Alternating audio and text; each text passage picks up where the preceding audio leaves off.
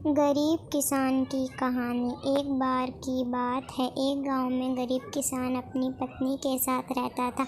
उसके पास एक गाय और थोड़ी सी खेती के लिए ज़मीन थी, जहां वह दिन भर अपने खेतों में काम करता, तब कहीं जाकर उसे खाने के लिए अनाज हो पाते थे। इस तरह से किसान अपना किसी तरह जीवन गुजारा करते थे, जिस कारण से किसान की पत्नी हमेशा अपने भाग्य और भगवान को कोसती रहती थी कि न जाने किस जन्म का पाप इस जन्म में भरना पड़ रहा है, जो कि गरीबी में जीवन जीना पड़ रहा है। पत्नी की बातों को सुनकर किसान मन ही मन को और अपने भाग्यों को कोसता रहता था कि न जाने कब उसके किस्मत के भाग्य बदलेंगे। एक दिन की बात है, दोपहर का समय था। किसान खेतों से आकर अपने घर पर अपनी पत्नी के साथ खाना खाने जा रहा था कि इतने में एक साधु महाराज भिक्षा मांगते हुए उसके दरवाजे पर पहुंचे और भिक्षा मांगने लगे। तो इतने में किसान घर के बाहर आया और बोला, साधु महाराज, हम पहले से इतने गरीब हैं और किसी तरह अपना जीवन गुजारा रहे हैं, और ऐसे में हम आपको कहाँ से दान दें। हमारा साथ तो ऊपर वाला भी छोड़ चुका है। गरीबी किसान की बात सुनकर साधु महाराज उसकी स्थिति को समझ चुके थे और बोले, क्या तुम सच में अपने को गरीब मानते हो? ईश्वर पर से तुम्हारा विश्वास उठ गया है ना? तो साधु की बातों को सुनकर हामी भर दी और किसान बोला, हाँ महाराज, हमारे साथ कुछ ऐसा ही है। अब आप ही चाहो तो आपके आशीर्वाद से शायद हमारी किस्मत बदल जाए। तो साधु महाराज बोले, ठीक है, आज से वह काम करना पड़ेगा जिससे ईश्वर तुमसे प्रसन्न हो। सबसे पहले अपने गाय को बेच दो और गाय के बदले मिले पैसों से अनाज खरीद कर ले आना। साधु की बात सुनकर किसान भौचक्का रह गया। उसके पास अपनी खेती के ज़मीन और एक गाय ही थी सारा, जिससे कि वह अपना घर चला सके। तो साधु उसे समझाते हुए बोले, अगर बताए हुए रास्ते पर चलने से तुम्हारा कुछ भी नुकसान होता तो उसकी भरपाई मैं कर दूंगा। अब जो कहता हूँ वैसा करते जाओ। तो किसान फिर आधे अधूरे मन से डरते डरते अपनी गाय को बेच आया और उन पैसों से खाने पीने का राशन ले आया।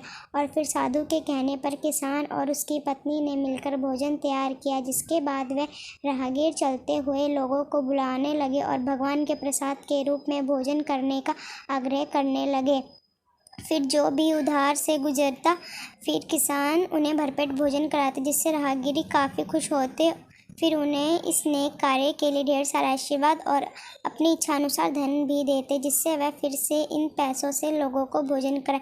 इस तरह साधु महाराज के कहने पर यह रोज का सिलसिला चलने लगा। हर दिन गरीब किसान अब मिले पैसों से भोजन प्रबंध करते, जिससे राह चलते लोग प्रतिदिन उसके यहाँ भोजन करते और दान के रूप में किसान को कुछ ना कुछ धन जरूर देते, जिससे गरीब किसान के दान की बात धीरे धीरे दूर दूर तक फैलने लगी थी। फिर धीरे बड़े बड़े नगरों के सेठ, साहूकार, व्यापारी, राज दरबारी, जो कोई भी उस गांव से गुजरता उस किसान के यहाँ ही भोजन करता और बदले में किसान को इस महान कार्य के लिए ढेर सारा धन भी देते जाते थे, जिससे धीरे धीरे गरीब किसान मिले पैसों से अमीर होने लगा और अब एक गाय के बदले ढेर सारी गाय खरीद लाया और अपने भोजन कार्य को भी बढ़ाने लगा।